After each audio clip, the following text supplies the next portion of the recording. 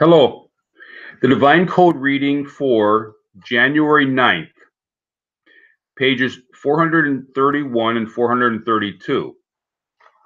We are in the chapter Laws of Intentional and Unintentional Killing and Killing Through Negligence or Under Duress.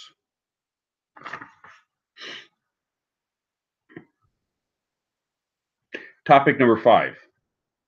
If a blind person throws a stone into an area where the seeing person would be required to look and take precaution, since the area is usually populated, and the stone killed someone,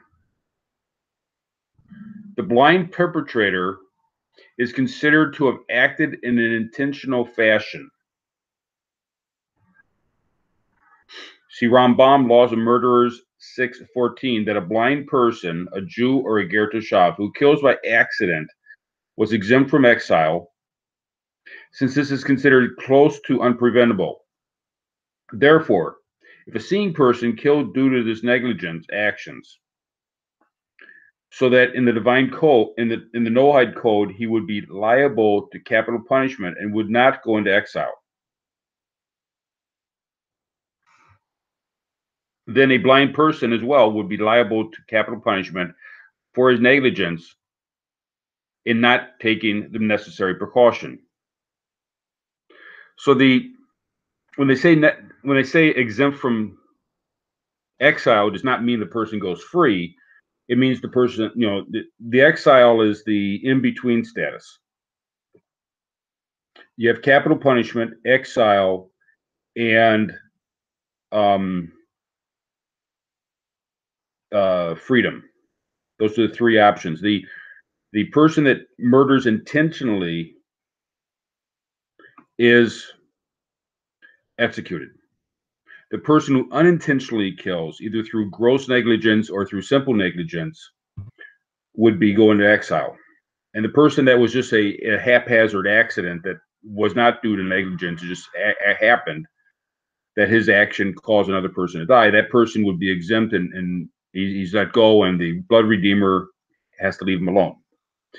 But we have a gray area between intentional murder and gross negligence, where the gross negligence is such that it was inevitable, almost inevitable, someone would die.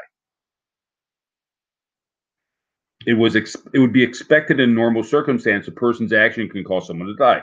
Therefore, if you have a populated area and someone's throwing stones over a ravine into a populated area underneath it, or over an overpass on a highway, person throwing rocks and overpass on a highway, he doesn't see the car coming, but he knows there's probably cars coming. If he hits a car, or if the rock causes an accident and kills someone, he is responsible for that death as if it was an intentional act, because he was doing things knowing it full well it could lead to someone's death. The blind person is like the person that's not really paying attention, he's just throwing the rocks. If the blind person is aware that's a populated area and he's aware that his actions could cause serious damage and death, then the blind person would also be liable for this action, the same as the person is just haphazardly throwing rocks over an overpass.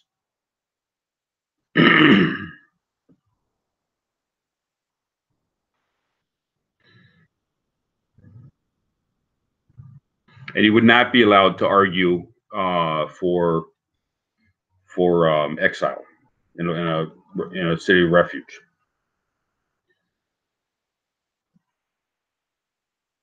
Topic number 6. If one intended to hit and injure a person, but not to kill him, but the blow did kill him, he is not liable for punishment from the court, and the blood redeemer of the victim has no permission to kill him. That's an interesting idea, is that if the person did something, it all depends upon the level of expectation. If he did something that nobody would expect the person to die from it, it's not a question of negligence, then the blood redeemer would have to leave him alone. If it is done in a negligent manner, the person is just throwing rocks at the guy. He was planning to just injure the guy, but the person winds up dying. If it's reasonably possible, either in a simple negligence or gross negligence manner, that the person throwing the rocks um, did it improperly, then the person's throwing mud balls at someone, expecting just to irritate him. He throws a mud ball that is actually uh, peanut butter. He's throwing peanut butter balls at a person, expecting just to irritate the person. And it turns out the person is allergic to peanuts and the person dies.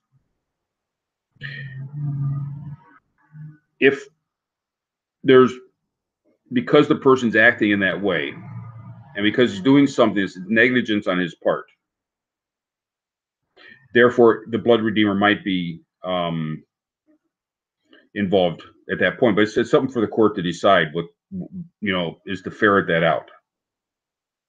All of these things, these gray areas, these difficult to understand things, are things that a court would have to sort out. As they say, sort it out downtown. We can't figure it out here. We can't. The blood redeemer can't just jump in and go crazy on the guy. It has to be just determined by the court system how these difficult things work out. If his blow did not have the amount of power, it would be expected to kill the person. For example, he hit him with a small stone, which a healthy person would not die, and he hit him with a fist in a place of the body where it would normally not bring about death. So the guy's joking around. He hits someone on the shoulder, and somehow that triggers something. The guy dies. Is he negligent? What happened? And that's, again, something the court has to figure out, especially if he's just playing around with his friend. Would it be considered negligence on his part, or would it be considered a pure accident on his part? That would have to be figured out. He didn't realize the person had a pin in his shoulder that wound up piercing his heart when he jokingly slapped the guy in the back. How do we make sense of that? It is ruled that this was an accident, and the victim did not die from the blow, but from another cause. Even though he intentionally hit him, it is not considered to have been intentionally or negligently caused his death. However, if the victim could have died from this type of blow, then even if the attacker only planned to hurt him, but not to kill him, he is a murderer and is liable to capital punishment, for the victim died by his hand. So if it's something that it's a little bit more rough joking around, the guy's hitting him in such a way, figuring he's hitting him in such a way that could kill him, but he's just playing around. But it's negligence at this point, and he shouldn't have done that. It's not slapping a guy on the shoulder. It's rather hitting him with a 2x4 over the head. Think he's playing around, but it winds up killing the person. See, Rambam laws of murderers for two who caused this an intentional murder in the Torah law for Jews, and therefore it is clear that the same would apply for Gentiles. For example, the attacker intended to kill the victim on his calf. The attacker intended to hit the victim on his calves with an implement or stone that is not capable of inflicting lethal injury when used in that manner, but it was capable of killing if he hit some other place, such as the head, and it went unexpectedly onto the victim's head and killed him.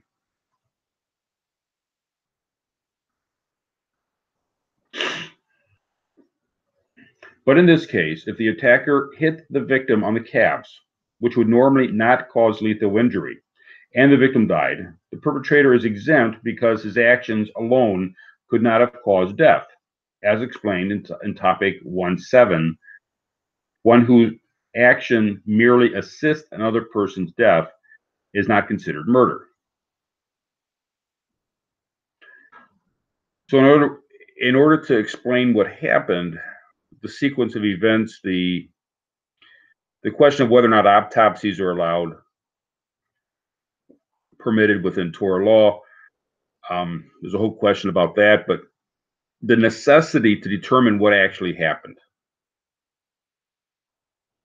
to be certain what happened, to know whether or not it was negligence on someone's part, if it was a pure accident, if it was somehow intentional. If a person is playing around and he accidentally hits the person in the head when he intended to hit him in the calf, that would be considered negligence. If the person intended to hit him on the calf and hits him on the calf, that's not considered negligence. And if the person hit him on the calf and he dies, that would be considered a total accident. Then there would be no liability against the person who did it, unless the person knew that there was something that, the guy had a really bad infection in his leg, and hitting him in the calf caused the infection to spread, and he knew this was the case. Then there might be negligence involved. If he didn't know it was the case, then there may not be negligence involved. There's a lot of moving parts with this, and it requires a court or the investigators to really take it seriously to figure out what happened. And a blood redeemer needs to hold off vengeance until it's understood what exactly happened. Vengeance has to be done in a very methodical manner. It really can't be done for the sake of vengeance. It has to be done for the sake of driving the person to court, or driving the person to take it seriously. The blood redeemer fails if he kills the person, because that's not the purpose.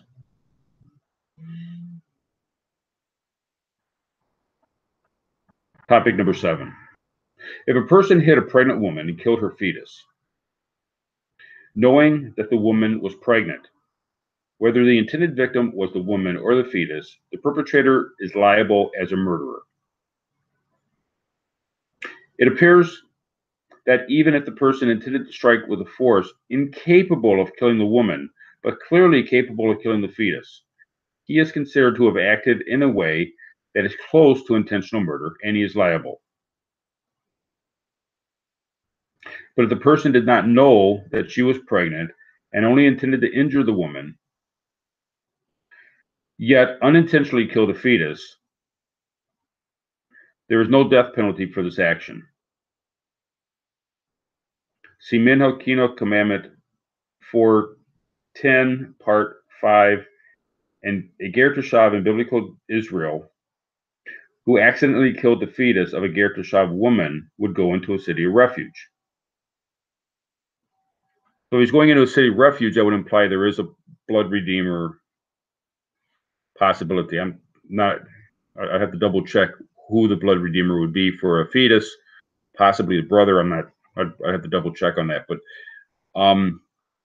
the person would go into who accidentally, he didn't know the woman was pregnant. Now, maybe he should have known that, he should have assumed a possibility the woman's pregnant. Therefore, it would be negligence. We should always assume that there's a possibility that the woman is with child. And to hit the woman in such a way that it could kill the child would be negligence. We would not make that assumption with a man, because men don't get pregnant. But women might get pregnant, and therefore we would have to be more careful in that regard.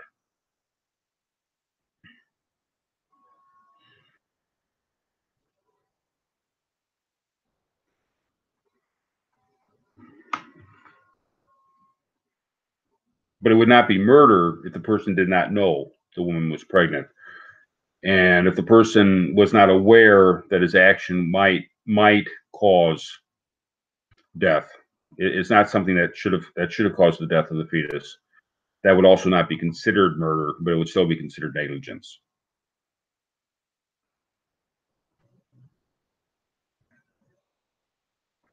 Topic number 8.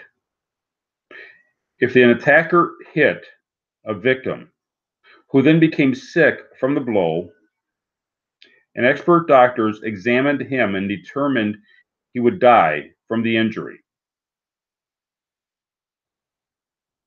even if the victim started to recover, but in the end he died from the blow, the attacker is considered a murderer and is liable to capital punishment.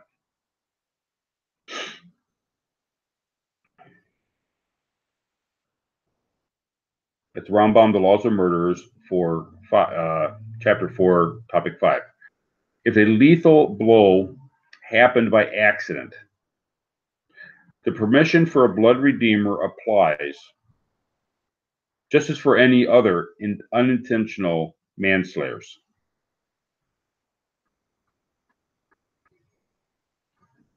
So the person gets injured,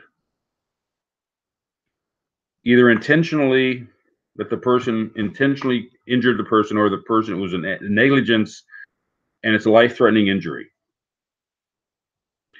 If the person seems like he's getting better, but then turns out that he dies, the attacker is considered liable on whatever level it would be. It's not, well, the guy got to a doctor and it seemed that, the doctor seemed that he was going to recover. But then, these things are hazy and the person does not recover, then then the person is responsible for the murder on whatever level he would be considered responsible for that murder.